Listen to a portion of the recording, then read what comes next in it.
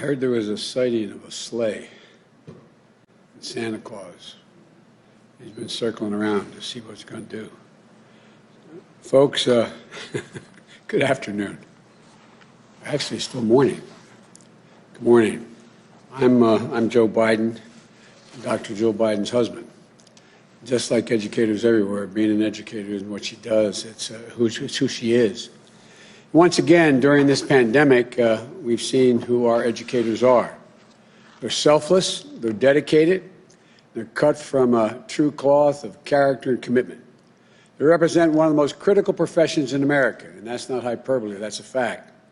From cradle to career, they give people of all ages the confidence to believe in themselves, to equip them to succeed. And as Jill says, any country that out-educates us is going to outcompete us. And in this critical moment of our nation's history, it's essential that there is an educator serving as Secretary of Education. I want to make that clear again. An educator, someone who's taught in the classroom, who comes out of the classroom. Today, I'm pleased to announce that such a nominee we have, Dr. Miguel Cardona. Like other cabinet nominees and appointees, he's brilliant, he's qualified, and he's tested. And he's going to join the Biden-Harris cabinet, and it's going to be a historic cabinet.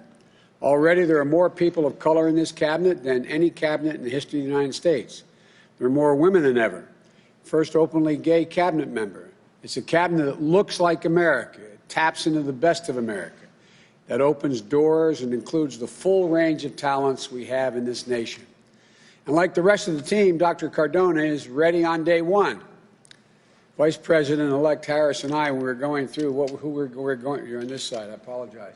We're going through this, and we were doing it on Zoom, who we're going to pick, and we're getting all this advice, and we looked at each other in the room and said, no, it's Cardona. It's real easy. So Vice President-elect knew we needed an education secretary who truly understands what it's been like for educators, administrators, families, caregivers, and students this past year. They worry. They're under stress. They stretch local budgets that have left educators out of work. There's mixed signals from the White House that have left more confusion than calm. And they left so many parents and schools feeling like they're on their own. But we also need someone who knows what it's like, what it takes to get through this crisis.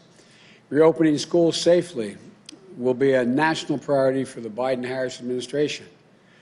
Early next year, I will put forward before the Congress our plan as to what comes next. But I assure you it includes funding to keep educators on the job, just like we did during the Recovery Act.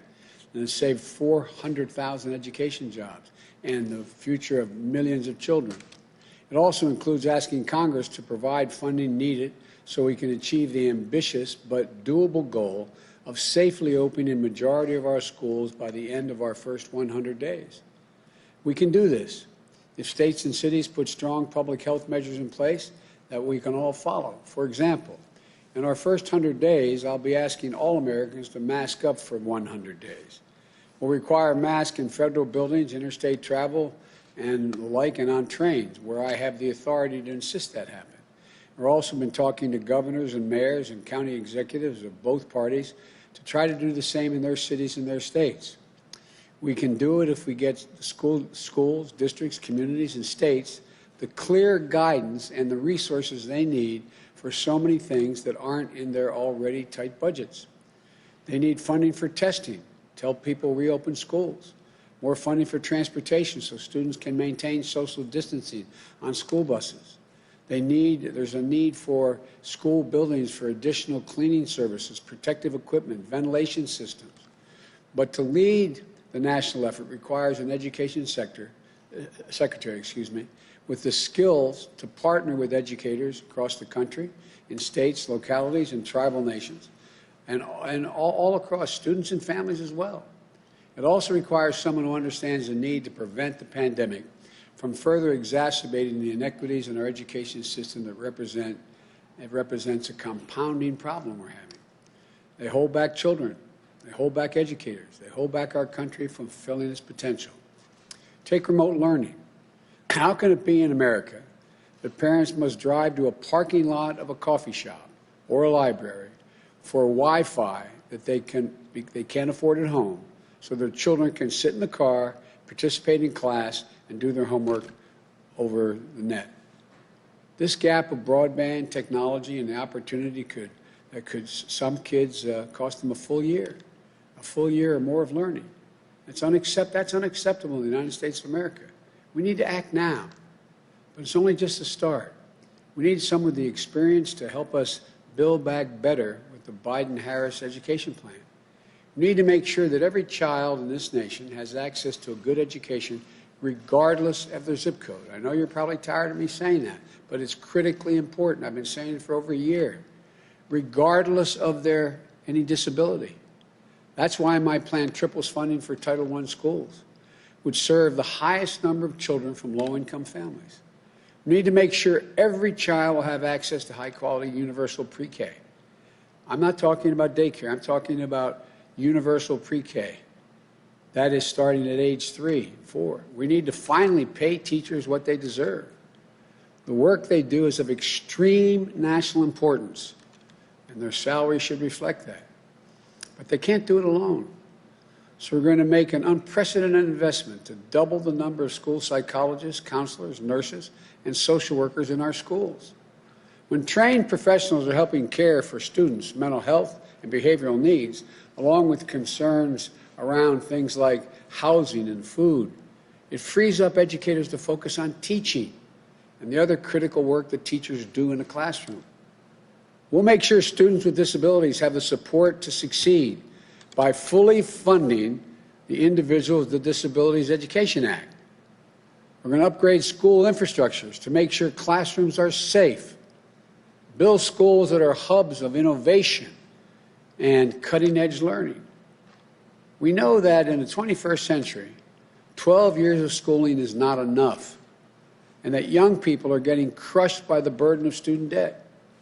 Under the legislation we're going to be proposing, we're going to have a number of policies to provide affordable higher education to alleviate that financial burden. This includes anyone being able to get into community college to be able to go there for free. Public colleges and universities will be tuition-free for families earning less than $125,000. We're going to cut student loan payments in half by using those income-based payments. You know, if you're making $25,000 or less per year, you won't owe a dime of payment or interest while you're only at that level. If you make more than that, you only pay a small percentage of your income in order to be able to pay off your debt. Our legislative plan also means that if you choose to go into public service, whether you're a teacher, a paramedic, counseling victims of domestic violence, or whatever else, it's only right that our country wipe out your student debt altogether over time. It includes forgiving debt for undergraduate public tuition if you're earning less than $125,000 a year. It means immediately forgiving $10,000 in student debt in the midst of this economic crisis. We'll also invest more than $70 billion in historic black colleges, universities, and minority-serving institutions to help prepare these graduates, like our Vice President-elect, for good-paying jobs and industries of the future. There's so much we can do, so much, and we can afford to do it. We can build an economy that eases the financial burden of the caregiving crisis. Make sure working families don't pay more than 7% of their income on child care for their young children. And like we did during the Obama-Biden administration, we can combat campus sexual assault under Title IX, something the Trump administration and the current Secretary of Education have only undermined. The bottom line is we can achieve all these critical things, but we need someone who gets that education isn't just what we do as a nation. It's who we are. It's who we are. It's the reason why we were one of the first nations in the world to have universal education. It was the reason why we got propelled in the 20th century to begin to lead the world economically. And that person who understands this, I'm proud to announce, is former Secretary of Education I'm talking about his existing job. Actually, it's not called education, but anyway, the Secretary of Education we nominate is Dr. Miguel Cardona, fourth grade public school teacher, the youngest principal in the state of Connecticut, first official Latino to serve as the Education Commissioner I started to call him a Secretary of Education, Education Commissioner.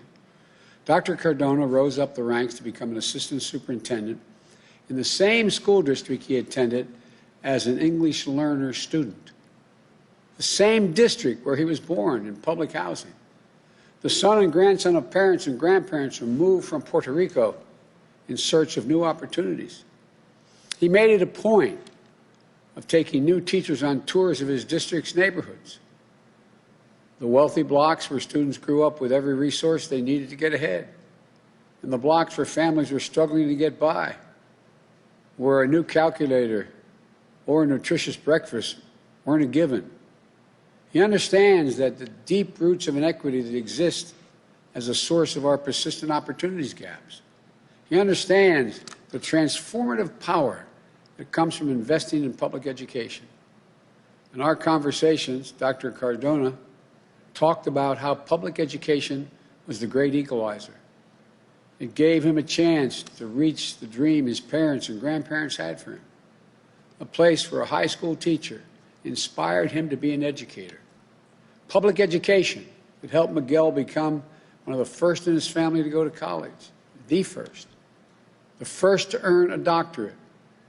And with that preparation and grounding, Dr. Cardona has brought his heart, his knowledge, and his passion for education to bear on behalf of the students across Connecticut. And when that pandemic struck, he was ready. He helped secure more than 140,000 laptops, more than 40,000 internet connections for students who lacked them. Because of him, Connecticut became the first state in the nation to ensure that every single public school student was equipped to engage in remote learning regardless of family income. As the months passed, he followed health guidance and he got the funding and the resources to provide masks and plexiglass and testing so schools could reopen and operate safely. That's the vision, resolve, and initiative that are all going to help us contain this pandemic and reopen our schools safely and build back better. And it's a standard of care that comes from having taught in a classroom. That comes from a hardworking family who found their way in America through public education. It comes from someone who knows from his core that our nation's children are the kite strings that lift our national ambitions aloft. He is a Secretary of Education for this moment. I thank him and his family for accepting this call to serve. We could not do this without them or him. To the career staff of the Department of Education, you'll have a fantastic and trusted leader who will help you carry out the department's mission with honor and integrity, the honor and integrity of an educator. And to the American people, to educators, families, caregivers, and students, help is on the way. I wish all of you a Merry Christmas and a happy holiday. May God bless you all and may God protect our troops. Now I'm going to turn you over to the next Secretary of Education, Dr. Miguel Cardona.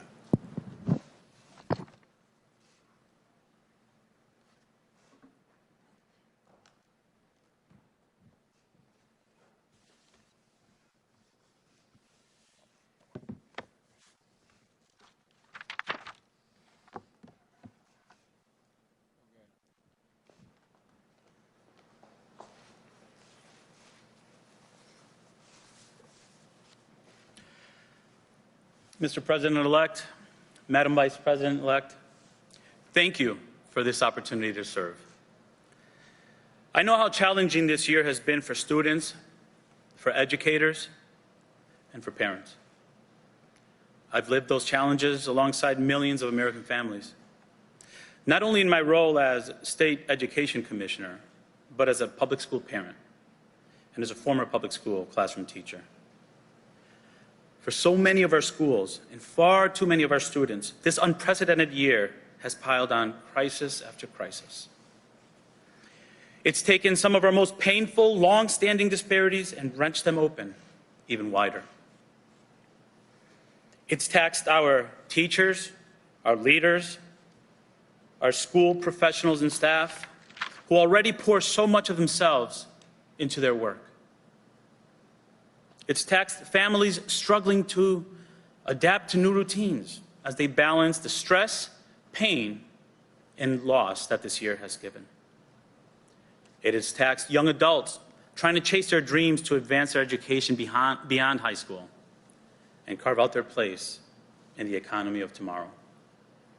And it has stolen time from our children, who've lost something sacred and irreplaceable this year, despite the heroic efforts of so many of our nation's educators. Though we are beginning to see some light at the end of the tunnel, we also know that this crisis is ongoing, that we will carry its impacts for years to come, and that the problems and inequities that have plagued our educational system since long before COVID will still be with us even after the virus is gone. So it's our responsibility, it's our privilege to take this moment and to do the most American thing imaginable, to forge opportunity out of crisis, to draw on our resolve, our ingenuity, and our tireless optimism as a people, and build something better than we've ever had before. That's the choice Americans make every day. It's a choice that defines us as Americans. It's the choice my grandparents made. Abelino and Maria de la Paz Cardona and Germana Muñiz Rosa, when they made their way from Aguada, Puerto Rico, for new opportunities in Connecticut. I'm proud to say I was born at the Yale Lakers housing projects. That's where my parents, Hector and Sarah Cardona, instilled early on the importance of hard work, service to community, and education. I was blessed to attend the public schools in my hometown of Meriden, Connecticut, where I was able to expand my horizons and become the first in my family to graduate college and become a teacher, a principal, and assistant superintendent in the same community that gave me so much. That is the power of America. And I, being bilingual and bicultural, am as American as apple pie and rice and beans. For me, education was the great equalizer. But for too many students, your zip code and your skin color remain the best predictor of the opportunities you'll have in your lifetime. We've allowed what the educational scholar Pedro Noguera calls the normalization of failure to hold back too many of America's children. For far too long, we've allowed students to graduate from high school without any idea of how to meaningfully engage in the workforce, while good-paying, high-skilled, technical, and trade jobs go unfilled. For far too long, we've spent money on interventions and Band-Aids to address disparities, instead of laying a wide, strong foundation of quality, universal early childhood education and quality social and emotional supports for all of our learners. For far too long, we've let college become inaccessible to too many Americans for reasons that have nothing to do with their aptitude or aspirations, and everything to do with cost burdens, and unfortunately, an internalized culture of low expectations for some. For far too long, we've worked in silos, failing to share our breakthroughs and our successes in education.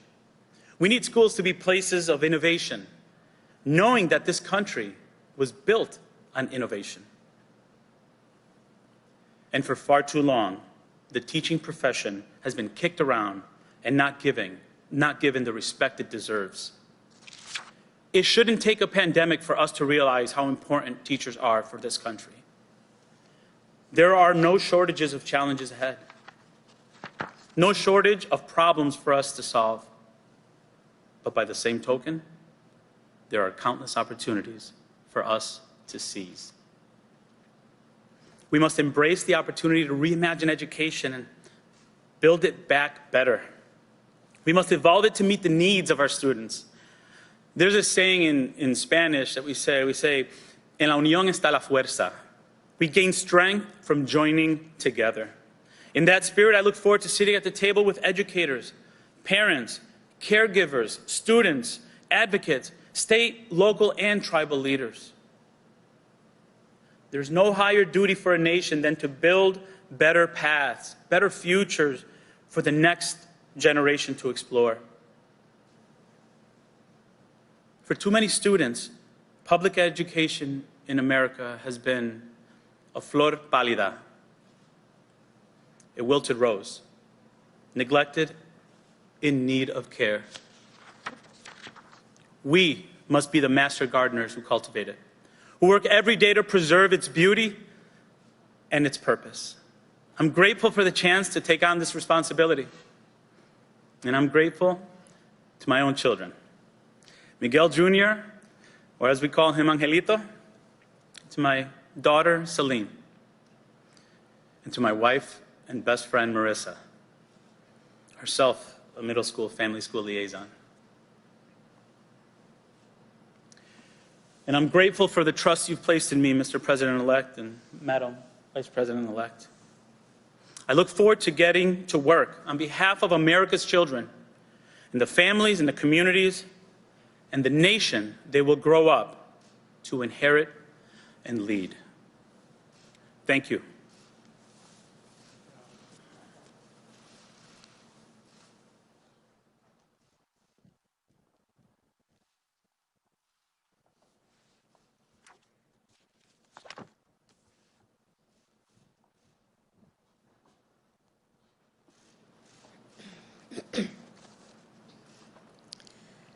My first grade teacher, Mrs. Frances Wilson, God rest her soul, attended my law school graduation.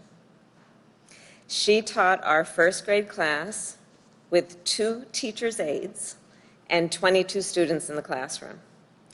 And she instilled in me a deep belief in the importance and significance of public education that I carry with me to this day. If we are going to fulfill our country's promise, we must be dedicated to a strong public education system. We must value it, we must strengthen it, and we must invest in it. Because one of the most important gifts a society can give its young people is the gift of a world-class education. We also know that right now, our education system, as we have discussed, from early learning centers to colleges and universities, is reeling from this pandemic. Parents and educators are being stretched to their limits, and so are the cafeteria workers and the bus drivers and custodians and nurses who normally keep our schools running. Students at colleges and technical colleges now worry about losing credits, losing financial aid, and losing income from working on campus. And all this disruption is taking a heavy toll on the mental health and well-being of our students of all ages who are at risk of falling behind. At the same time, this pandemic threatens to widen disparities between students of different races and backgrounds, making it harder for those who already were behind to keep up. So first things first, we need to get this virus under control and reopen our schools safely, as the President-elect always says. And that is why the President-elect and I are supporting funding for our education system in this recently passed COVID-19 relief legislation. And we will continue to fight for additional emergency relief for our educators and our schools. And even as we do, we must also build a public education system that lifts up all Americans, regardless of race, background, or zip code. An education system that prepares them with the knowledge and the skills to thrive in a 21st century economy. We must make sure our children are getting the foundation that's so important for lifelong success. We must end the current status quo where school districts with the greatest needs get the fewest resources. And we must remove barriers to opportunity for poor and rural communities and communities of color. The leader that we have announced today will help us do that and unlock the power of an education for all Americans. Dr. Miguel Cardona is not only a seasoned public servant, he is also a former public school teacher and administrator with the experience in the classroom. and he knows what our students, teachers, and schools need to be successful. He has dedicated his career to fighting for our children and dedicated his career to investing in their capacity. And he has a deep belief in the power of a world-class education to help every child everywhere overcome barriers of race, gender, or income to reach their God-given potential. Dr. Cardona represents the very best of our nation, and he is the kind of leader America's students, educators, and families deserve. I've always believed that government has three principal functions: public health, public safety, and public education. Over the course of the past few weeks, we have announced remarkable leaders who will help contain this pandemic and keep the American people safe and secure. Under Dr. Cardona's leadership, we will work together to put together an outstanding education system that will be within reach for everyone, breaking down barriers to equality, opening new paths to opportunity, and helping to fulfill America's promise to all of our children. Thank you, Mr. President-elect.